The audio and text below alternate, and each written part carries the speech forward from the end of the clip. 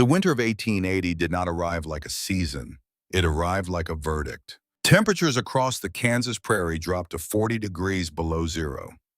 Cattle died standing upright, frozen in position like statues carved from ream flesh and bone. Trees exploded in the night, the ice inside their cores expanding until the wood could no longer contain it, cracking open with sounds like rifle shots fired in an empty church.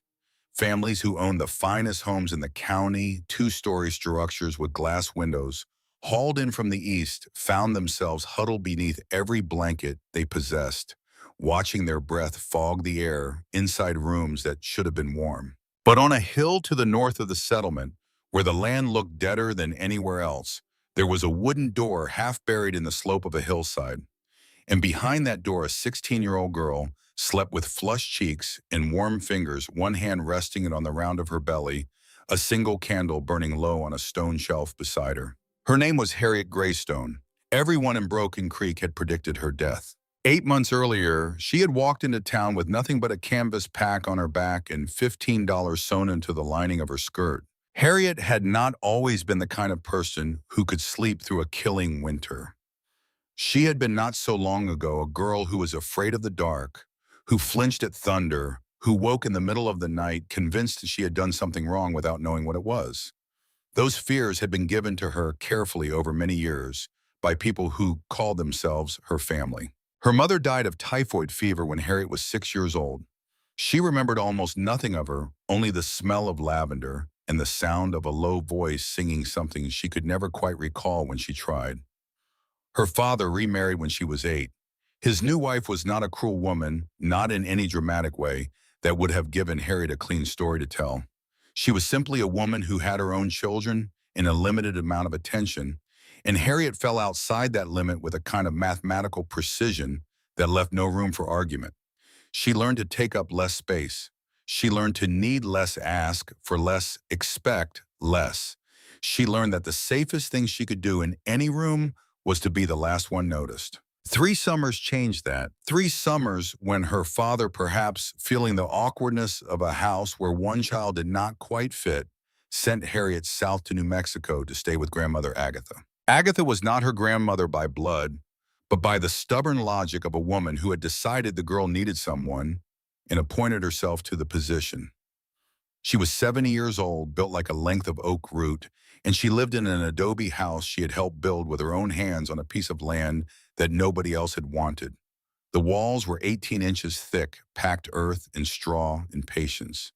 And in the summer, they kept the inside cool as a root cellar, while the desert outside reached temperatures that could kill a man in an afternoon. Agatha did not explain things with words if she could explain them with her hands instead.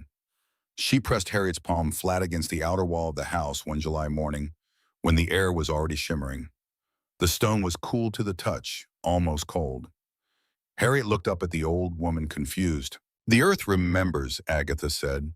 "It takes in everything slowly and it gives back everything slowly. It does not argue with the seasons, it absorbs them." Harriet was 12 years old. She did not fully understand what she was being taught, but her hands remembered even when her mind moved on to other things. The 3 summers ended when Harriet was 14, when Agatha died quietly in her sleep one October night, with the desert wind moving through the open window beside her bed. Harriet was not there when it happened. She received a letter 2 weeks later that arrived folded inside a larger envelope from a lawyer in Santa Fe, and she read it sitting on the back step of her father's house in Philadelphia, while the sound of her stepmother's voice drifted through the kitchen window, talking about something that had nothing to do with Harriet at all. The loss of Agatha was a different kind of loss than the loss of her mother. It was the loss of the only place where she had ever felt that the ground beneath her feet was solid. When Harriet was 15, a man who worked for her father stayed too long one evening, and her stepmother found reasons not to be home. 3 months later, the evidence of what had happened could no longer be hidden beneath her clothing. Her stepmother sat down across from her at the kitchen table and delivered her decision in the same tone she used when discussing household expenses. The man was gone. There would be no finding him, no consequence, no conversation about what had actually happened in that house. Harriet would leave before her condition became visible to the neighbors. Her father sat in the chair by the window during this conversation and said nothing.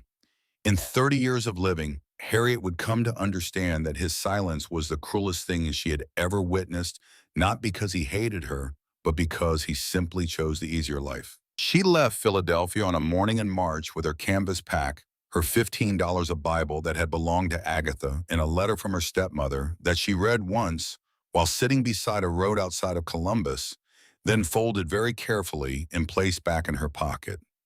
She would carry it without knowing why for longer than she expected.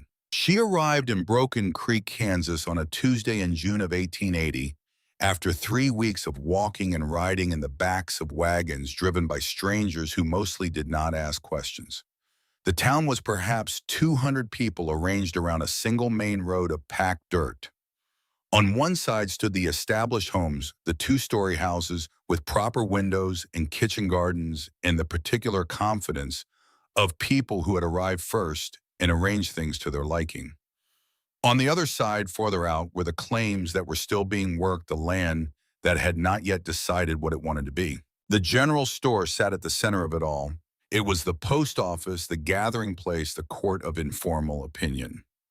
When Harriet pushed through the door that Tuesday morning and asked about land available under the Homestead Act, the silence that followed her question was so complete that she could hear the flies moving in the heat above the counter. The first man to speak was Montgomery Juniper. He was 44 years old, the wealthiest rancher within 50 miles, and he stood in the particular way of men who have been photographed often enough to develop a permanent pose, thumbs hooked in his suspenders, chest slightly forward, the expression of a man who has already decided the outcome of a conversation before it begins. He was not a villain. He was something more dangerous than that. He was a man who genuinely believed he was being helpful. "Young lady," he said in a voice that was reaching for paternal, but landing closer to a judge delivering a sentence, "this is not country for a woman alone, and certainly not for a woman in your condition. The Christian thing would be for you to return to your family." Harriet's fingers tightened around the straps of her pack. "My family showed me the door, sir, and the law says any citizen can claim 160 acres. Jasper Hartwell was 52 years old, an English-born carpenter who had spent 15 years in this territory and built half the structures in the county. He was skilled, genuinely skilled, and that skill had hardened into a kind of certainty that made it difficult for him to imagine that someone without his training could build anything worth standing in. He let out a short sound that was not quite a laugh. "Work it, girl. The wind here pulls nails out of walls. The first winter will take you before the first snow." Isadora Langford, the minister's wife, moved toward Harriet with the particular deliberateness of a woman who has appointed herself the guardian of a community's moral standards and takes the appointment seriously. She wore black that seemed to absorb the light rather than reflect it, and her gray eyes assessed before they looked. She was not a cruel person. She was a frightened one. She had built her life and her standing in this community on a set of rules that she enforced with the conviction of someone who needs those rules more than she will ever admit. Harriet's existence, if allowed to succeed, threatened all of it. "There is an orphanage in Lincoln," Isadore said.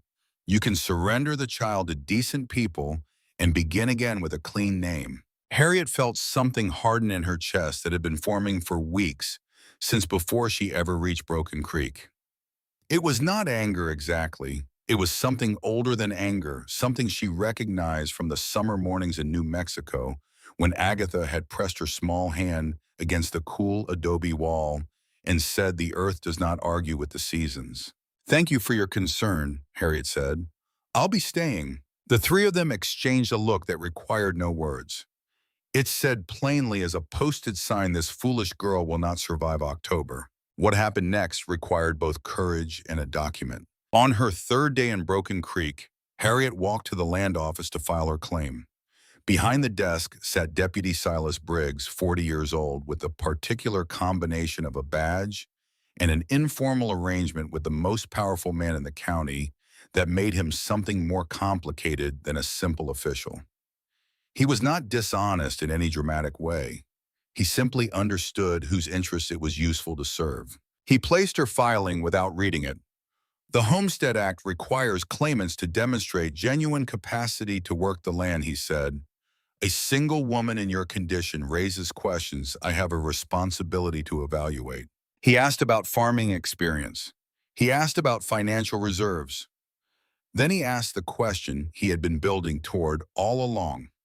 Who bears legal responsibility if you and your child become a burden on this community? Harriet answered each question in sequence without flinching and without apology because she had been preparing for exactly this conversation during 3 weeks of walking from Omaha, rehearsing her answers to questions she knew she would be asked because she knew how the world had arranged itself. Briggs signed the filing, but as he slid it across the desk, he added what he called a routine condition: 90 days. If the land showed no evidence of genuine improvement by the 90th day, he had the authority to void the claim. Harriet took the paper and walked out into the June heat. That evening, before the sun went down, Briggs stopped by the Juniper Ranch on his way home. Harriet's claim was a quarter section north of the settlement that no one had wanted and no one had tried to take. The earth was hard as fired clay. No visible trees, no water you could see from the surface, the grass low and yellow and unconvincing. Even the desperate settlers had passed it over. She walked its boundaries 3 times in silence, studying the lay of the ground, reading the slope of the terrain, the way Agatha had taught her, not with her eyes, but with her feet and her hands and something older than either. Then she stopped. She crouched down. She pressed her palm flat against the dirt, hot on the surface. But 3 inches down, the temperature changed. The soil held a steadiness, a density that spoke of something that had been accumulating for a very long time. She lifted her eyes to the hill that rose at the northern edge of her claim. The south-facing slope caught the morning sun directly.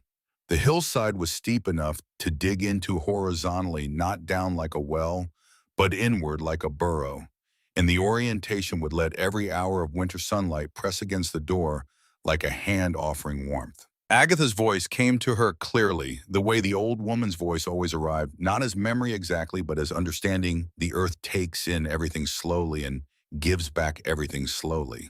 Harriet spent her first 2 nights sleeping under the stars with her pack as a pillow. On the 3rd night, she began to dig.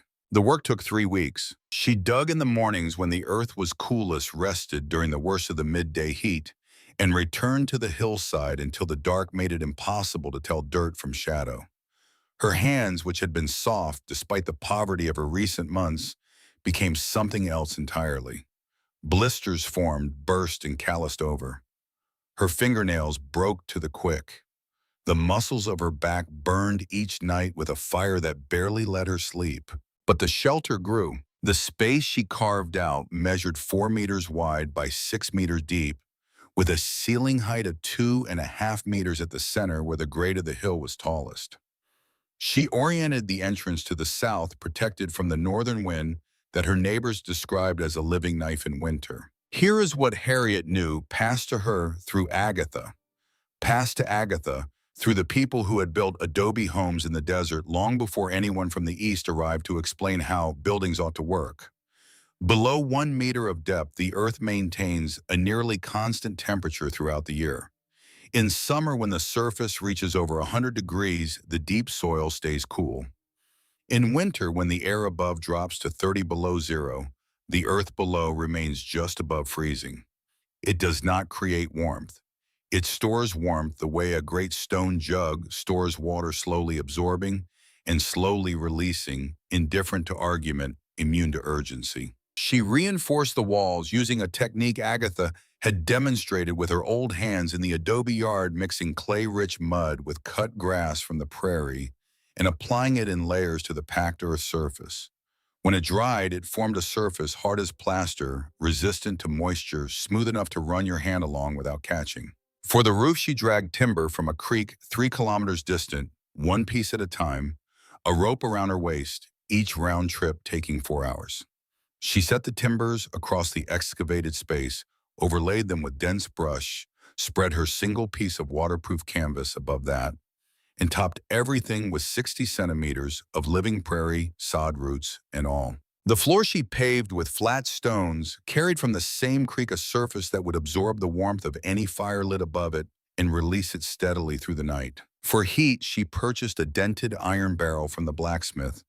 For $2 paid 30 cents more to have two cracks welded shut and installed it at the center of the shelter with a metal pipe leading out through the roof. Beneath the barrel, she excavated a pit 1 meter deep and a meter and a half wide, filled it with the largest stones she could carry from the creek, and tamped them into place. When a fire burned in the barrel, the stones below absorbed the heat for hours. When the fire went out, the stones continued radiating warmth upward through the night.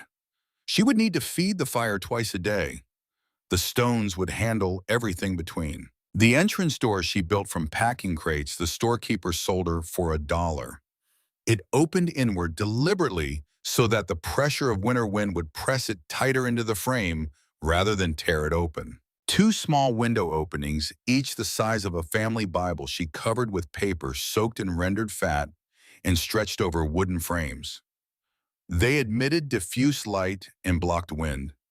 She hung a heavy curtain of grain sack cloth just inside the entrance, creating an airlock buffer between the outside cold and the inside warmth. Around the entrance, she cut a drainage channel lined with small stones to carry snowmelt away from the door. On the last page of Agatha's Bible, she wrote down the total cost. $14.80. She had 20 cents remaining, 3 potatoes, half a sack of flour, and a tin of lard. While Harriet worked, the valley below her rang with the sound of construction. Montgomery Juniper was building a new stable, a structure so large and well-timbered, it reportedly cost $300 or more. Jasper Hartwell was adding an entire room to his house, complete with a brick fireplace ordered from a supplier in St. Louis. Isadora Langford had taken delivery of a cast-iron cook stove from Kansas City, a magnificent piece of equipment with floral decorations along its sides, requiring 4 men to carry it through the front door. The hammering and sawing echoed up the valley for weeks. No one looked toward the hill to the north. Montgomery Juniper passed on horseback on the day Harriet was finishing the roof. He stopped and watched her from the road, sitting high in his saddle, his expression that of a man watching someone walk confidently toward a cliff edge. "What in the hell are you doing, girl?" "My home, Mr. Juniper." He removed his hat and scratched the back of his head. "That is a hole in the ground. Civilized people build with wood. Good wood costs $80 for a small house. I have 15. Because a house costs 80, you fool girl. Things cost what they cost for a reason. You'll live like an animal." Harriet drove her shovel into the earth and looked at him. "Animals survive winter, sir. I heard 3 families lost fingers to frostbite last year in wooden houses." Something shifted in Juniper's face. He did not like being reminded of inconvenient truths by a girl who had been run out of wherever she came from. He spurred his horse and rode away without another word. But he looked back once before he cleared the ridge. Harriet saw it. Jasper Hartwell came a week later with scrap lumber from a project his 2 eldest sons in tow, the whole arrangement carried with the confidence of a man bestowing a favor. "Look, girl," he said in the voice reserved for children and people who did not understand basic things. "I feel for you. Take this wood. I can show you how to put up a decent shelter. It won't be a mansion, but it'll have 4 walls and a roof that won't fall on your head." Harriet was crouched at the entrance of her excavation eating hard bread and lard. "That's very generous, Mr. Hartwell, but I already have walls that won't go anywhere in the wind." Hartwell looked at the hole, then at his sons, then back at Harriet. "That's packed dirt, girl. It'll collapse in rain. You'll drown in mud. The earth has been packed for 1,000 years before I arrived. I think it'll hold a while longer." His eldest son, 18 years old and built with the particular blankness of a young man who has decided that certainty is easier than curiosity, laughed. "Pa, she's crazy. Leave her to it." They left with their lumber. But Hartwell's youngest Phineas, 14 years old, with ears that stuck out slightly and eyes that noticed more than he let on, lingered at the edge of the site for a full 10 seconds after his father had gone. He was not laughing. He was looking at the excavation with an expression Harriet could not quite name. It was not admiration, and it was not contempt. It was something quieter than either. By the end of that week, all of Broken Creek knew that the girl who had been run out of wherever she came from was digging a cave like the Indians, that she was probably touched in the head, that it was a shame about the innocent child who would be born to such a stubborn mother. Isadora Langford organized a charitable visit. She arrived with three women from the church circle carrying a basket of bread, a jar of preserves, and a generous portion of condescension. "Harriet, dear," Isadora said with a sweetness that had something corrosive underneath it, "we've come to speak with you about your situation. We understand that pride can cloud judgment, especially in the young." Harriet received them with dirty hands and a neutral expression. "You cannot live in a hole in the ground," Isadora continued. "It is undignified. It is dangerous. Think of your child." "I think of my child constantly, Mrs. Langford. That is why I am building a home I can maintain without depending on the charity of others." One of the women, the blacksmith's wife, whispered loudly enough to be heard across the site, "Pride comes before the fall." Harriet accepted the breadbasket, thanked them with courtesy that stopped well short of her eyes, and watched them go. Their voices drifted back on the prairie wind. Incorrigible. Stubborn. That poor child. That night, Harriet sat at the half-finished entrance to her shelter and allowed one tear to roll down her face. Only one. Then she wiped her face with the back of her hand and went back to work. 3 days before the roof was finished, a visitor arrived who had not been sent by anyone. Old Thaddeus Crane sat himself down on a rock 20 meters from the worksite without an introduction or explanation, lit his pipe, and watched in silence for a full hour. He was 68 years old, a retired trapper who had spent 3 decades in this territory and lost 3 fingers in the winter of 1866. He spoke rarely, and when he did, people who had known him long enough paid attention. "You place the door facing right," he said at last, without looking up from his pipe. "My grandmother taught me." He nodded once. "The Pueblo people build the same way. I've watched them." He drew on his pipe. "Winter this year is going to be a large one. I feel it in the 3 fingers I have left." Harriet looked at him steadily. She had no reason to trust him and no reason not to. "I'm ready," she said. Thaddeus stood, knocked the ash from his pipe, and turned to go. Then he stopped. He looked back at her over his shoulder, and what he asked her was something no one else in Broken Creek had thought to ask since the day she arrived. "Do you need anything?" Harriet was quiet for a moment. "No, thank you, sir." He walked away without another word.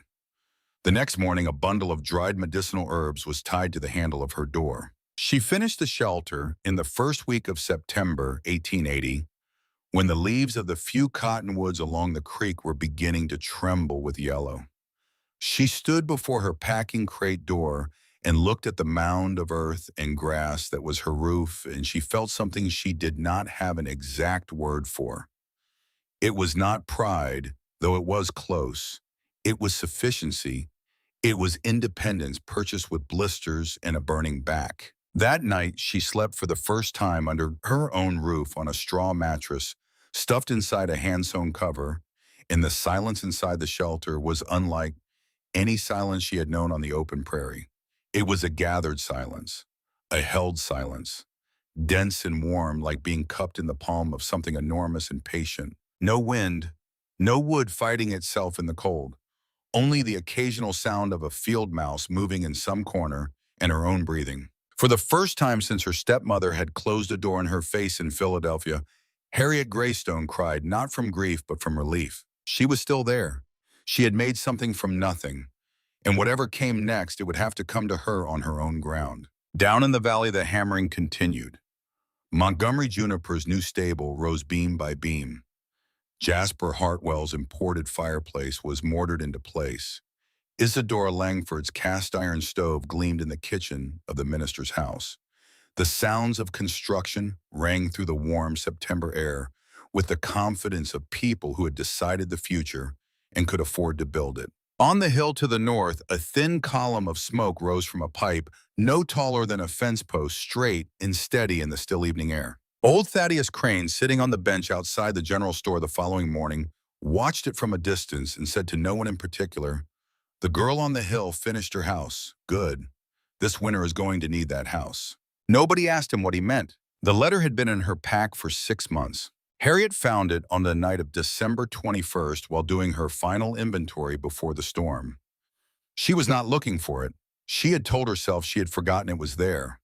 But her hand found the folded paper in the bottom corner of the canvas pack the way a hand finds something it has been avoiding without admitting it with a kind of deliberate accident. She held it without opening it for a while. The fire in the barrel had burned down to coals and the shelter was quiet and warm and entirely her own. Outside, the last of the normal wind moved through the dry grass on the hillside above her roof. Tomorrow or the day after, Thaddeus Crane had said everything would change. She unfolded the letter. She had read it once sitting beside a road outside Columbus, Ohio, on a cold morning in March. She remembered the handwriting neat and unhurried, the handwriting of a woman who did not consider what she was writing to be a difficult thing to write. She read it again now in the candlelight of the home she had built with her own hands, with the small wooden carving sitting on the stone shelf beside Agatha's Bible. The letter was not cruel. It was worse than cruel. It was indifferent. It described her departure the way a landlord might describe a lease that had come to its natural end. It mentioned the other children twice. It did not mention her name once. Harriet sat with it for a long time. Then she opened the door of the barrel stove, placed the letter inside, and watched it burn. Not with anger, with the particular steadiness of someone setting down a weight they have been carrying long enough that they stopped noticing it was heavy. The paper caught and flared and was gone in less than 10 seconds, and the coals underneath glowed briefly brighter before settling back to their patient red. She placed her hand on her belly. "You will not know about this winter," she said quietly to the child inside her, "but you will be warm through it." She closed the stove door, lay down on her straw mattress, and slept. The 23rd of December arrived without any of the preliminary courtesies that normal weather provides. The morning began with a silence so complete it had a physical weight. The birds that had been the last holdouts against migration were simply gone, their absence as absolute as a door being shut. The cattle in the valley below stood motionless in the gray pre-dawn facing north, in the instinctive alignment of animals receiving information that human beings have trained themselves not to notice. By 9 in the morning, the temperature had already dropped 20 degrees from the previous day's reading. By noon, the sky in the northwest had gone a color that the oldest settlers would later struggle to describe, not gray, not yellow, something that seemed to exist outside the normal vocabulary of sky. At 3 in the afternoon, the storm arrived. It did not arrive as snow. It arrived as sound. First, a frequency low enough to feel in the chest before you could hear it with your ears, the sound of atmosphere in motion at a scale that made the word wind feel insufficient. Then the temperature dropped again sharply, as if something enormous had opened a door to a place with no heat at all. Then the snow, but not the kind that falls. The kind that moves horizontally with the focused intention of something trying to get somewhere, small hard crystals that found every exposed surface and packed into it, filling the gaps between boards, in the spaces beneath doors, and the cracks in window glazing that nobody had known were there until now. By 6 in the evening, a person standing in the middle of Broken Creek could not see the building on the opposite side of the road. In the Juniper House, the storm found its way in through every imperfection that had never mattered before. The 2 inches of gap between the floor and the base of the eastern wall, invisible behind the wainscoting, became a channel delivering a continuous current of air cold enough to freeze a cup of water placed near it. The 3 fireplaces ran at full capacity. Montgomery's eldest son fed them through the night, while his father calculated the fuel reserves against the hours remaining. By the second morning, Montgomery stood in front of the woodpile and did not need to finish the arithmetic. He already knew. He did not tell his wife immediately. He told her at noon in the kitchen, while the wind pressed against the north wall of the house with a sustained force that made the timbers speak in registers they were not designed to use. The water in the bedroom pitcher had frozen overnight, not inside the house, 6 feet from where 2 of his children slept. His wife Edith looked at him with the particular expression of a woman who has not been surprised, but had hoped to be wrong. "The children's ears," she said. Montgomery looked at his youngest son, who had been holding his hands over both ears since breakfast, with an expression that kept trying to be brave and kept failing. "I know," he said. In the Hartwell house, the second night of the storm brought the thing that Jasper had been refusing to look at directly since November. He heard Gwendolyn before he reached the doorway of their bedroom, a sound from deep in her chest that was different from coughing that had crossed some line in the night, from illness into something that required a different word. He stood in the doorway for a moment before going in. Phineas was already there, sitting on the edge of his mother's bed with her hand in both of his face carrying the expression of a 14-year-old boy who has just understood something about the world that he did not want to understand. Jasper sat on the other side of the bed and put his large carpenter's hand over his wife's. Gwendolyn opened her eyes and looked at him. She did not say anything. Neither did he. They had been married 23 years. There were things between them that had long since passed beyond the need for words. After a while, Jasper looked up and found Phineas watching him. The boy held his father's gaze and said nothing. He did not need to. Jasper had taught his son to build things for 14 years, and he knew when his son was trying to show him something. He looked away first. In the Langford house, the chimney that had been troublesome since October became in the third hour of the storm dangerous. A section of the clay liner at the top had cracked under the thermal shock of rapid temperature change, and the draw was now unpredictable. When Reverend Cornelius Langford lit the fire at 6 in the morning of the second day, the smoke reversed within minutes, pouring into the living space in a rolling gray wave that sent the family choking to the windows. They opened the windows. The temperature inside dropped to nearly the same as outside within 20 minutes. They closed the windows, let the smoke clear, tried the fire again. The same result. Cornelius Langford was a man who had spent 30 years standing before his congregation and delivering the word of God with a certainty that he had come to think of as a form of service. He was certain about things. Certainty was his profession and his identity and the structure around which his entire life had been arranged. He stood in his smoke-filled front room on the morning of the second day of the storm with his 9-year-old daughter in his arms and felt his certainty offer him nothing useful whatsoever. Flossie's feet had been wrapped in every spare cloth in the house for 2 days. The swelling had worsened. She was trying not to cry because she could see that it frightened him when she did, and she was 9 years old and already protecting her father from his own fear. He felt the weight of that, the specific gravity of a child's small courage, in a way that no sermon he had ever written had prepared him for. Isadora came to stand beside him. She looked at Flossie's face and then at her husband's. Montgomery Juniper's house has 3 fireplaces, she said. Cornelius looked at her. His house has 3 fireplaces and it's running out of fuel, she said. Jasper Hartwell built the finest new room in this county and his wife is bleeding from her chest. A pause in what came into her voice was not bitterness, but something cleaner and more difficult. That girl on the hill used $15 and she has been warm since September. Cornelius said nothing for a long moment. Flossie stirred in his arms. She told me the door was open, Isadore said. The Reverend looked at his daughter's wrapped feet. Then he looked at his wife. Get your coats, he said. In the Juniper house, the calculation had completed itself at roughly the same hour. Montgomery stood in the room where his family had gathered around the last working fireplace and looked at the faces of people he was responsible for. Edith sat with the youngest child in her lap, both of them wrapped in their winter coats inside the house, because the coat was now more effective than the walls. His 2 elder sons had their hands pressed to their ears, the tips of which had gone from red to something paler. He had made 100 decisions in this valley over 20 years and been right about most of them. He had built a ranch from nothing and a house that was the finest for 50 miles and a reputation as a man who understood how the frontier worked. He had watched a 16-year-old girl dig a hole in a hillside and told everyone who would listen that she would not survive October. He put on his coat.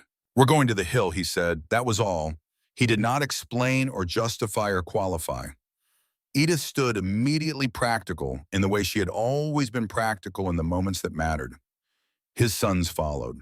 They stepped out of the house into a world that had become simple and violent and absolutely without interest in human preference. The snow was past the knee in the road.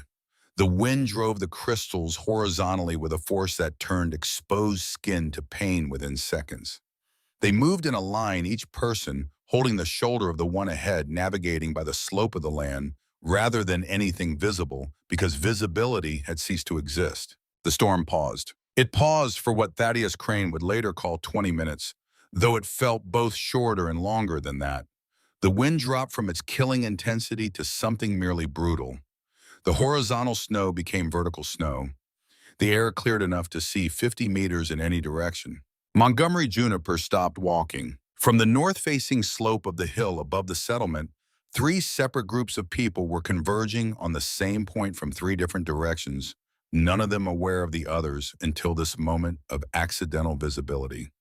The Junipers from the south, the Hartwells from the southwest, Jasper carrying Gwendolyn wrapped in blankets, Phineas and the two older brothers spread out around them. The Langfords from the east, Cornelius with Flossie in his arms, Isadora beside him. They arrived at the edge of Harriet's property within minutes of each other and stopped without coordination in a rough semicircle, perhaps 20 feet from the door that was half buried in the hillside. Nobody spoke immediately. The snow fell between them and the door in soft, vertical lines during the storm's pause. The pipe above the roof was producing a thin, straight column of smoke. In a storm that had been killing everything exposed to it for 2 days, a thin, straight column of smoke. Montgomery Juniper was the first to speak, because he had been first at most things in this valley for 20 years, and some habits do not fall away even when everything else is falling. "My children are frostbitten," he said. The words cost him something. Not everyone standing there could see what they cost, but his wife could, and Phineas Hartwell could, and Isadora Langford could, because each of them had seen this man's face in the moments when it was unguarded. "I have no fuel left." Jasper Hartwell spoke next. He was still holding his wife against his chest, and his voice came from somewhere lower than his usual voice, from the place where a man goes when the tools he has trusted his whole life turn out to have limits he did not account for. "My wife needs warmth that stays, not warmth with a draft in it." He stopped. "I was wrong about the shelter. I want to say that before we go any further. I was wrong." Cornelius Langford looked at the door in the hillside. He had stood before his congregation and spoken about humility as a virtue for 30 years. He had constructed beautiful sentences about the importance of yielding to wisdom greater than one's own. He had never until this moment understood that there was a difference between describing a thing and doing it. He said one word, "Please." Harriet had heard them approaching. The storm's pause had let sound travel in a way the previous 2 days had not permitted. She was already at the door when the knock came, already dressed, already holding the latch. She opened the door and looked at the three families standing in the snow. 14 people in various stages of cold that ranged from severe to dangerous. The children's faces carrying the particular blankness that comes before the body begins to lose its argument with temperature. She looked at Montgomery Juniper, who had told her she would not survive October. She looked at Jasper Hartwell, who had laughed at her for choosing earth over wood. She looked at Isadora Langford, who had tried to take her child away before it was born. She stepped back from the door. "Come in," she said, "and there is room for everyone." The warmth that met them as they descended the single step was steady and uncommanded. The warmth of a space that had been holding its temperature for 4 months without interruption. Edith Juniper came in behind her husband, and her body changed the shoulders, dropping the tightness around her eyes, releasing the involuntary physical response of a person who has been cold for 2 days and has just stopped being cold. Their youngest child made a sound that was not quite a word, but was entirely comprehensible. Harriet organized the space with the efficiency of someone who has thought through contingencies that others have not considered. The children and Gwendolyn Hartwell nearest the barrel stove, the women in the middle layer, the men toward the outer edges where the temperature was lower but still survivable. She moved without drama, pointing rather than directing, and the people who had predicted her death 9 months ago arranged themselves in her home according to her instructions without a word of objection. She put water on to heat. She brought out her dried herbs and measured them into cups. She heated stones in the barrel and wrapped them in cloth pieces and pressed them into the hands of the children whose fingers were beginning the painful process of returning to normal temperature. She did not say, "I told you so." She did not say, "You should have listened." She did not perform her competence for an audience or construct her generosity as a point being scored. She simply worked steadily and practically because 14 people were cold and the problem in front of her was solvable. Flossie Langford was placed nearest the stove, her wrapped feet elevated on a folded blanket. The child had stopped crying somewhere on the walk up the hill, and now she looked around the shelter with the meted, absorbing gaze of a 9-year-old encountering a thing entirely outside her existing categories. "It smells like outside," Flossie said, "but warm."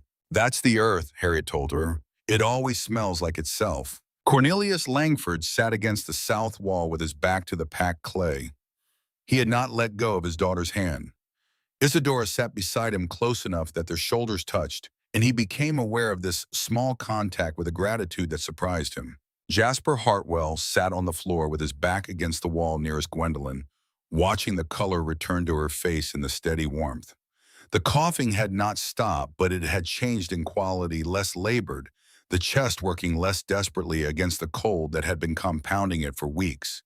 Phineas sat beside his mother on the other side and watched his father watch her. After a while, when the tea had been distributed and the children had stopped shivering, and the crisis had receded enough for the room to hold something other than emergency, Montgomery Juniper crouched down and pressed his hand flat against the stone floor. He stayed that way for a long time. The stone was warm, not the sharp, aggressive warmth of a fire, but the deep patience of material that had been storing what the summer gave it and releasing it without hurry, without diminishment. He had never felt anything like it in a man-made structure. He was not sure it was accurate to call this a man-made structure. He looked at Edith. She was watching him with an expression he recognized, the expression she used when she had understood something before he did and was waiting for him to catch up. She had been wearing it, he realized, since sometime in October, perhaps longer. He remained crouched with his hand on the floor for a full minute. Then he stood. He did not speak, but the quality of his silence had changed. The storm returned after its 20-minute pause with everything it had been withholding. The wind came back at a register that made the previous 2 days feel like introduction. The temperature dropped to minus 42 degrees Fahrenheit, the lowest reading the county had recorded in 14 years.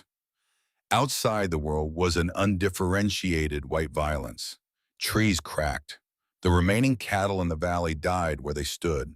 Inside the shelter, the temperature stayed between 55 and 60 degrees Fahrenheit, steady, unchanged, indifferent to the arithmetic of catastrophe occurring 2 meters above it. Harriet fed the fire twice each day, morning and evening, 2 handfuls of dried dung each time. The stones did the rest. She had enough fuel for 3 weeks alone. Divided among 14 people's additional body heat, which raised the ambient temperature slightly and reduced the demand on the stove, she calculated she had more than enough. She said none of this aloud. On the first night when the others slept, Phineas Hartwell sat up and found Harriet awake, feeding the fire her evening ration. "Why did you let them in?" he said, not accusatory, genuinely asking. "They weren't good to you." Harriet watched the fire settle. She thought about the letter she had burned the night before and about the warmth that had briefly flared from it and then subsided back to the steady red of the coals underneath. "My grandmother taught me that the earth warms everyone who comes inside without asking whether they deserve it," she said. "I learned from the earth." She closed the stove door. "And because I don't want to be the kind of person who only opens the door for people who have earned it, that person is not someone I'd want to become." Phineas was quiet for a while. Outside, the storm pressed against the hill with a sound like a vast machine running in a building you could not enter. "My father said he was wrong," Phineas said, "before we knocked. He said it out there in the snow before you opened the door." Harriet looked at the boy in the low light. "I know," she said. "I heard him." She handed him a cup of warm water and went back to her bench and her knitting. The child's cap was nearly finished. The second day passed in the particular suspended time of people waiting out something larger than themselves. Gwendolyn Hartwell's breathing eased further. The children grew accustomed to the warmth and began, in the way of children, to find the small adventure in the situation, exploring the carved earth shelves with their fingers, asking questions about everything, making the adults remember that wonder is a form of courage. Jasper Hartwell spent much of the second day looking at the walls, not with the dismissive assessment he had brought to the site in August when he had come with his spare lumber and his certainty. With the focused attention of a craftsman encountering a technique he does not recognize but cannot argue with. He pressed his palm against the plastered surface. He examined the junction between the wall and the floor. He looked at the ceiling timbers and the way they distributed load into the packed earth at either end. Toward evening, he said to no one in particular to the room more than to any individual, "In 30 years of building, I put up houses that looked right, houses that were built the way houses are supposed to be built." He paused. "This doesn't look like anything I know, but it works better than anything I've built." Nobody responded immediately. Then Gwendolyn, from her position near the stove, said without opening her eyes, "Jasper, yes, stop talking and think about what that means." On the third night, the storm made its final argument. It ran for 6 hours at its highest sustained intensity, the temperature outside reaching its lowest point, the wind achieving velocities that reduced wooden structures in the valley below to their essential question: how well had their builders understood the relationship between materials and force? In the shelter, the temperature did not vary by more than 2 degrees. Harriet was awake through most of it, not from cold or fear, but from a watchfulness that had become habitual over 4 months of living alone on a hill. She sat on her bench and listened to the storm in the distance, muffled and remote. And she thought about Agatha not as a memory this time, but as a presence, the way certain people stay with you, not in your mind, but in your hands, in the things your hands know how to do because of them. Toward 3 in the morning, when the sound of the storm began its final descending note, Isadora Langford sat up.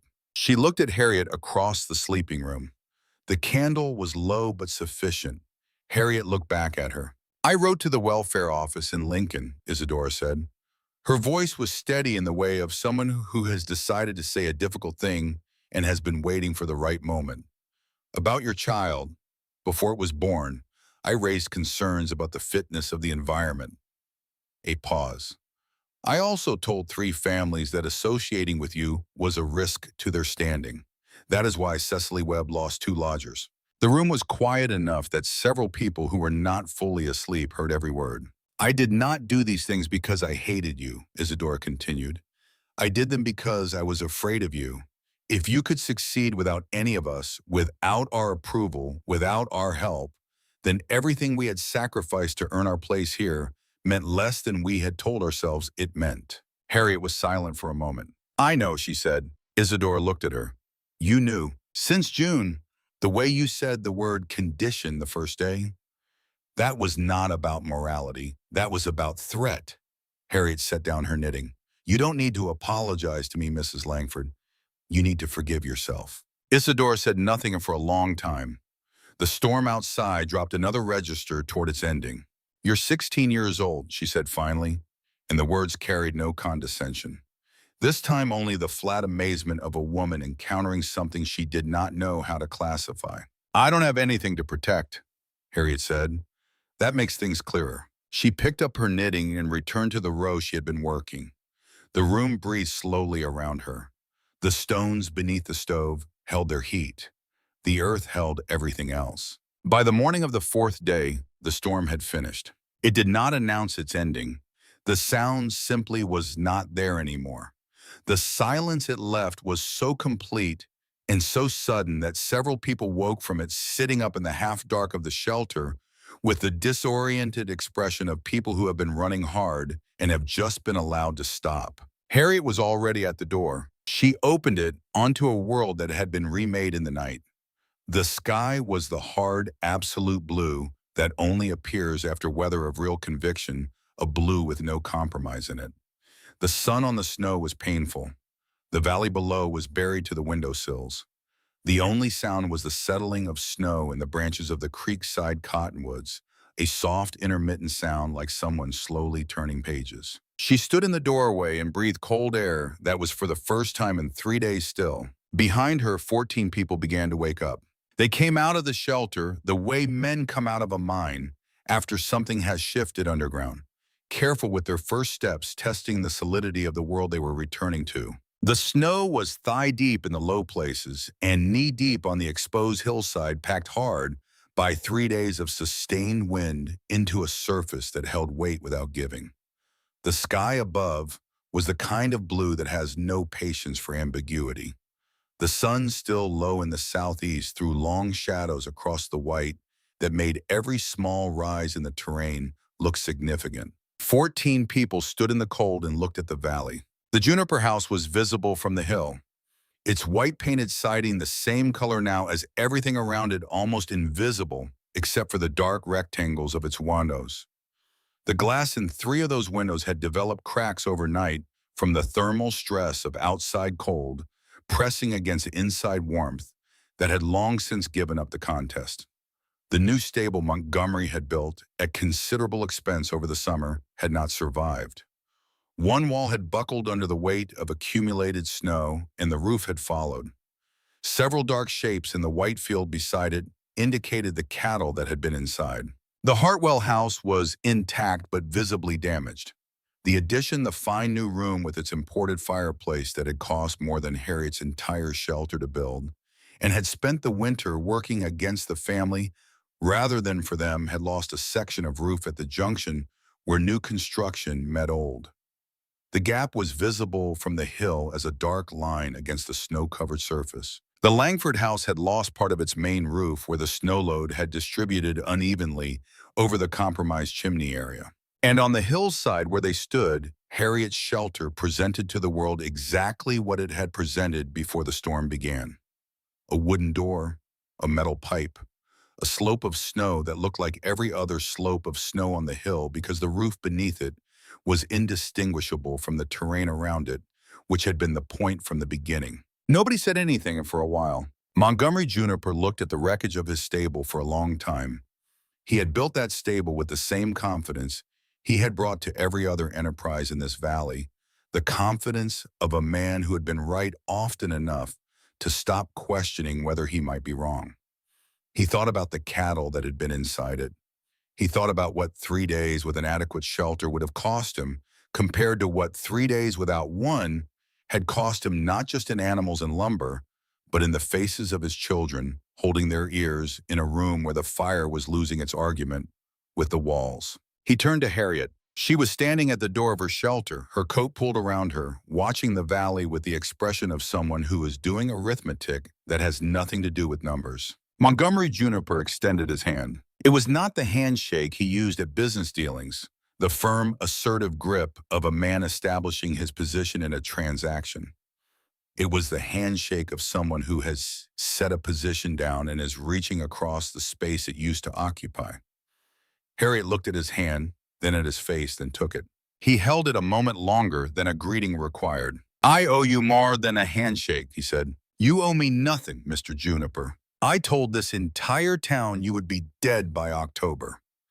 His voice was level, but it cost him something to keep it that way. "I said it more than once, and I said it with more satisfaction than a man should feel about a thing like that." Harriet looked at him steadily. "You were working with what you knew. I was working with what I assumed." He released her hand. "Those are not the same thing.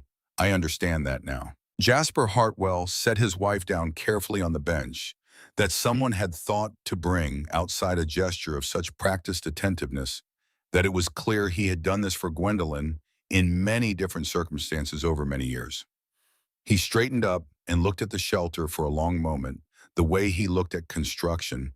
He was evaluating, running his eyes along the junction lines, assessing load and drainage, and the relationship between materials. Then he looked at Harriet. "Teach me," he said, not as a pleasantry and not as a transaction, as a direct statement of intention from a man who had spent 30 years being the one who taught others. Harriet looked at him. She thought of the lumber he had brought in August with the particular generosity of someone who expects to be owed something for it, and the laugh he had produced at her expense in the general store on a June morning, and the way his certainty had been constructed from genuine skill applied beyond its actual domain. She thought of Agatha, who had never refused a question in her life. "Come back when the roads are clear," she said. "Bring your notebook." Jasper nodded once. The gesture had in it something that was not quite an apology, but was in the same territory the acknowledgement of a debt that could not be paid in the currency of words. Isadora Langford had not yet spoken. She stood slightly apart from the others, with Flossie beside her, the child's feet wrapped but bearing weight now without the wince that had been present for the past week. Isadora was watching Harriet with an expression that had none of its former architecture. The careful construction of moral authority the arranged certainty that had characterized every interaction between them, since June had been replaced by something simpler and harder to sustain the face of a person who is seeing clearly and does not entirely like what the clarity reveals about herself. She reached into her coat and produced a folded piece of paper. "Before the storm," she said, "I wrote a second letter to the welfare office in Lincoln to cancel the first one." She held it out. "I wrote it the day after I came to your door alone. I had not yet decided whether to send it." She paused. "I sent it the morning before the storm hit." Harriet took the paper. It was a copy, the one Isadora had kept for herself. Harriet unfolded it, read it, then folded it again and placed it in her coat pocket. "Thank you," she said. "It does not undo the first one." "No, but it tells me something about the second one." Isadora looked at her daughter, who was watching the exchange with the focused attention of a child learning how adults behave when they think they are not being observed. "Flossie," Isadora said, "say thank you to Miss Greystone." The child looked up at Harriet with the direct gaze of someone who has not yet learned to make her eyes say something different from what she means. "Thank you for keeping us warm," she said. Then after a moment, "Your house smells nice." Harriet crouched down to the child's level. "Come back in the spring," she said. "I have a garden on the roof. I'll show you how it grows." Flossie's face produced the expression of a child receiving a gift she had not anticipated. She looked at the snow-covered hillside above the shelter door and then back at Harriet. "A garden on the roof," she repeated, as if testing whether this was something the world actually contained.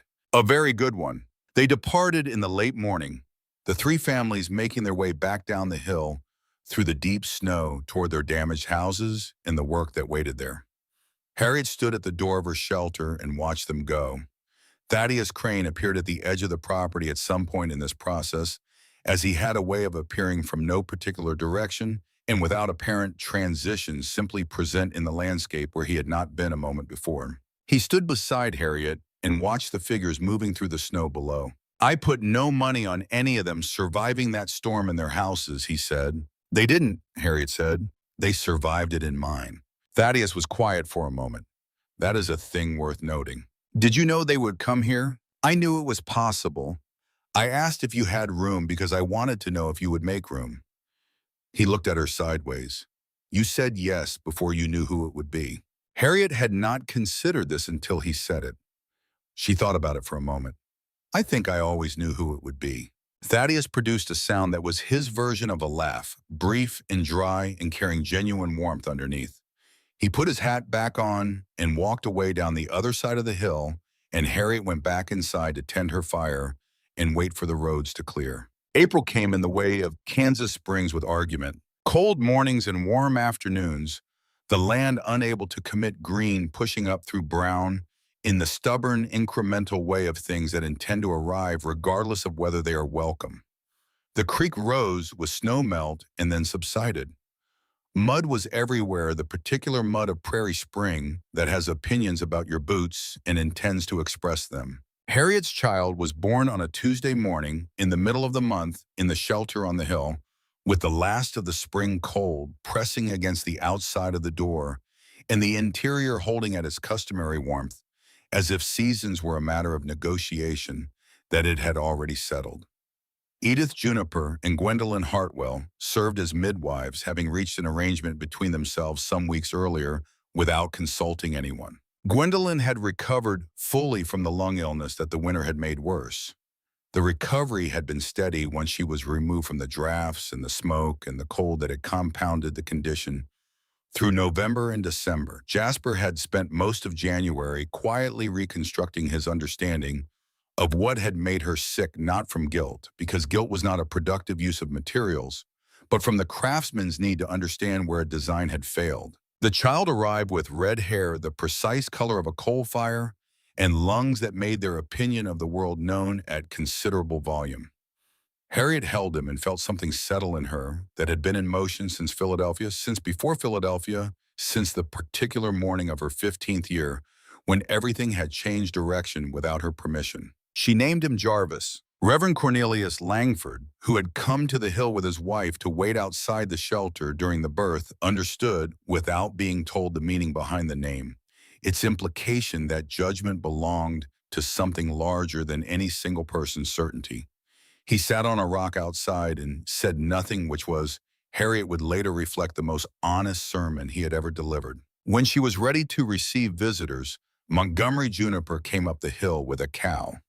Not a description of a cow, an actual animal on a rope, a good milking cow with a calm disposition and no apparent objection to hillside terrain. He tied her to the fence post that Harriet had installed the previous fall for exactly no purpose and had never removed. She'll give you 2 gallons a day in good weather, Juniper said. More if you talk to her. Harriet looked at the cow, then at Juniper. You don't need to do this. I know I don't need to. He was looking at the child in her arms. What did you name him? Jarvis. Juniper turned the name over for a moment. When he arrived at its residence, something moved across his face that was not quite a smile, but was in the same family. A name that carries its own meaning, he said quietly. He walked back down the hill without elaborating. Jasper Hartwell arrived 2 days later with the notebook he had promised, and they sat outside in the April warmth with Jarvis asleep in a sling across Harriet's chest, and she explained everything she knew in the order she knew.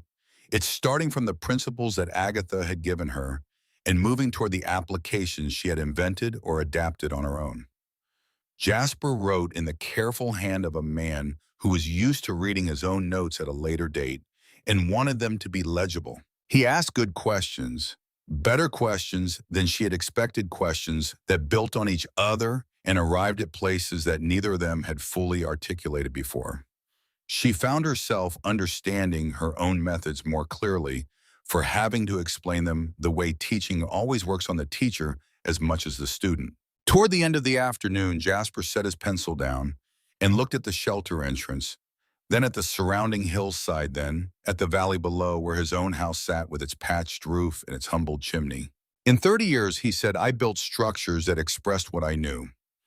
Everything I put up said, this is how a carpenter understands the problem. He picked up the pencil again and turned it in his fingers. You built something that expressed what the earth knows. The structure says, this is how the ground understands the problem. He paused. I don't know why it took me until January to see that those are 2 different conversations. Because you were good at yours, Harriet said. Being good at something makes it hard to hear a different answer. Jasper looked at her. He was 52 years old and she was 16, and in this moment the arithmetic of ages had no bearing on anything. Your grandmother, he said. What was she like? Harriet thought about Agatha for a moment, the way she thought about her now, not as a grief, but as a resource, a thing she drew on. She never explained anything twice, Harriet said. She thought that if a person didn't understand it the first time, they needed to experience it rather than hear it again. Jasper was quiet. Then, I would have liked to meet her. She would have had questions about your fireplace. He laughed. It was the first time Harriet had heard him laugh in a way that was not pointed at someone, a genuine sound surprised out of him, and it changed his face entirely. The spring moved through its argument and arrived at a verdict of warmth. The garden on the roof, seeded in late April with what Harriet had saved through the winter, began to show green within 2 weeks.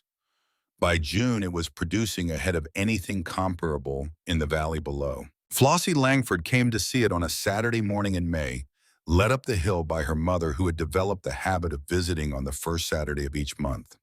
Flossie stood on the hillside beside the garden with the expression she had been wearing since her first morning in the shelter, the expression of a child who has decided that the world is considerably more interesting than she had previously been led to believe. The carrots are right above your bedroom, she said with the satisfaction of someone identifying a connection. They're above the stone floor, Harriet said. The floor holds warmth through the night. They grow better over it than over the cold earth nearby. Flossie crouched down and touched the carrot tops with one careful finger. Do they know, Harriet considered this. I think they know what they need. They grow toward it. Isadora stood slightly apart watching her daughter and Harriet, and the expression on her face in that moment was not the arranged expression of a woman managing a social situation. It was the face of a person witnessing something that matters with no commentary prepared and none needed. She had begun in the months since the storm to ask different questions about things, not different conclusions necessarily. The framework she had built her life around had not dissolved, but it had become more porous, admitting light in places it had previously blocked. She could not have said exactly when this had begun, only that it was continuing and that she was not trying to stop it. Cecily Webb came on a Wednesday in June, not the first Saturday of the month, not on any day that had been arranged in advance. She simply arrived at the base of the hill at mid-morning and climbed up. She had no bread and no studied casualness of purpose. She came because she wanted to, and when Harriet opened the door, she said only, "I should have come sooner." "You came when you could," Harriet said. "I came when it stopped costing me anything." Harriet looked at her. "That's still coming." Cecily stood in the doorway for a moment, considering this. Then she stepped inside and sat down. Jarvis was sleeping in the wooden cradle that Jasper Hartwell had delivered in May. The finest piece of work his hands had produced in 30 years of carpentry, sanded to a smoothness that was closer to sculpture than furniture, with a slight curve to the runners that would have taken a younger man twice as long to get right. Harriet had run her hand along it when he brought it and said nothing because there was nothing adequate to say, and Jasper had understood this and not required her to find words. Cecily looked at the cradle. She looked at the sleeping child. She looked at the walls of the shelter and the carved shelves and the stone floor and the small barrel stove. "When I saw you walk out of this place behind those three families on the morning after the storm," she said slowly, "none of them looking like they'd been through what they'd been through, all of them upright and warm. And then I looked at the houses in the valley with their cracked windows and their broken roofs." She stopped. "I was ashamed." "Of what?" "Of having let Isadora Langford decide what I was allowed to value." She looked at Harriet directly. "Of having calculated my kindness down to what it was safe to give." "You gave what you could give," Harriet said. "You gave what was needed," Cecily said. "There's a difference." Harriet let the difference sit between them without trying to resolve it. Some differences deserve to remain visible for a while. After a time, she poured tea from the pot that was always on, and they sat together in the warm stillness of the shelter and talked about smaller things, the garden and the cow, and whether the summer would be dry, and the conversation had the quality of two people who have finished the difficult part and arrived at something ordinary, which is its own kind of relief. That autumn, Jasper Hartwell built the first house in Broken Creek, designed around principles he had learned from Harriet. He did not bury it in a hillside because the family who commissioned it had different circumstances and different land. But he incorporated thermal mass into the walls using a rubble-fill technique he had developed from Harriet's adobe method, and he oriented the structure so that the long south wall received full winter sun through deep-set windows that he had designed himself after considerable experimentation. The house used one-third of the fuel that comparable structures required. When people asked him about it, he said the same thing every time. "I learned this from Harriet Greystone." Not the spirit of it, not an adaptation of it, not his own version of a principle she had demonstrated. He said her name and he said where the knowledge had come from, and he did not soften it with qualifications. This was his form of sustained accountability. The only apology he knew how to make that had any weight to it, and he made it every time someone asked until it became simply the way things were known in that valley. By the following spring, 3 more families had built with the new principles. The year after 8. Within a decade, the hillsides around Broken Creek were a scattering of green mounds that were not hills but homes visible in summer, as gardens in winter, as small fires of smoke rising straight from the ground. The valley had learned not from a textbook and not from an outside authority, but from the evidence of a single winter and from a 16-year-old girl who had known how to listen to the ground. Deputy Silas Briggs came to the hill in March of the year after the storm. He arrived without his record book, which Harriet noted. He stood outside for a moment and then said, "I've been told the welfare office in Lincoln received 2 letters about the same child, one raising concern and one withdrawing it." "That's correct," Harriet said. "The second one canceled the first." He looked at the shelter. "I want you to know that I had a conversation with Montgomery Juniper in June of last year. After you filed, he asked me to make your claim difficult." A pause. "I did." Harriet looked at him without expression. "I also want you to know," Briggs said, that I drove past this hill every week from July to December, and every week I told myself the claim would fail, and I wouldn't have to think about what I had done. He reached into his coat and produced a sealed document. The county recorder asked me to deliver this. It's the final title certificate. No conditions. He held it out. Harriet took it. Thank you, Deputy Briggs. He nodded once. He turned to go, then stopped. He looked at the shelter, at the green beginning to show on the roof in the early spring warmth, at the cow in the small paddock Jasper had fenced for her in January, at the smooth tramp path that led down the hill from the door. That condition I added, he said. The 90 days. I should not have done that. No, Harriet said. You shouldn't have. He accepted this without defense, which was what she had offered it to require. Then he walked down the hill and did not come back. Harriet Greystone lived in the shelter she had dug with her own hands in the summer of 1880 for the rest of her life. She expanded it twice, adding a second room when Jarvis was old enough to need his own space, and a third when he brought his wife home in 1902. The garden on the roof became a known thing in the surrounding counties, visible from the road below as a rectangle of improbable green in midsummer. And people came sometimes to see it who had heard the story, which had become a story that people told. She saw Broken Creek change from a settlement that fought the land into one that had learned to negotiate with it. She saw Jasper Hartwell age into a builder whose reputation was built specifically on his willingness to admit what he had not known and to learn from it, a reputation that turned out to be more durable than the one built on certainty had been.